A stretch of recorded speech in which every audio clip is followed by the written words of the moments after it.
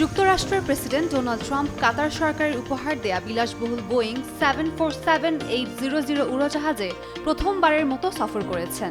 সাময়িকভাবে air force one হিসেবে ব্যবহৃত এই বিমান নিয়ে তিনি উচ্ছ্বাস প্রকাশ করে বলেন, যুক্তরাষ্ট্র এত উন্নত মানের একটি উড়োজাহাজ তৈরি করতে পারত না। প্রায় $40 কোটি মূল্যের এই উড়োজাহাজটি উপহার হিসেবে গ্রহণ নিয়ে আইনি, নৈতিক ও জাতীয় নিরাপত্তা সংশ্লিষ্ট বিতর্ক তৈরি হয়েছে। সাদা, লাল ও গাঢ় নীল রঙের বিমানটির অভ্যন্তরের নকশা ট্রাম্পের আগের ব্যক্তিগত উড়োজাহাজের সঙ্গে অনেকটাই মিল রয়েছে। ট্রাম্প বলেন, বিমানটিকে প্রেসিডেন্টের উপযোগী করে আধুনিক নিরাপত্তা ও প্রযুক্তি সহ সাজানো হয়েছে।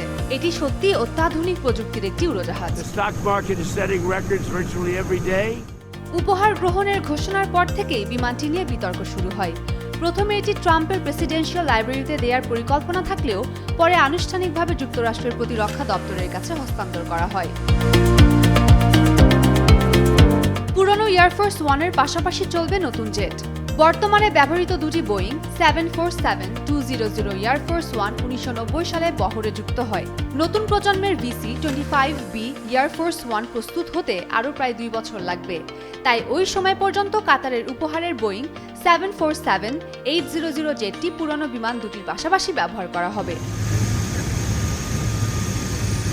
মার্কিন বিমান বাহিনীর তথ্য মতে, জেটটিতে উন্নত নিরাপত্তা, মিশন যোগাযোগ, রসদ সরবরাহ সহ আধুনিক প্রযুক্তি সংযোজন করা হয়েছে। ফলে এটি বর্তমান এয়ারফোর্স ওয়ানের তুলনায় সম্ভাব্য হুমকি মোকাবেলায় আরও সক্ষম।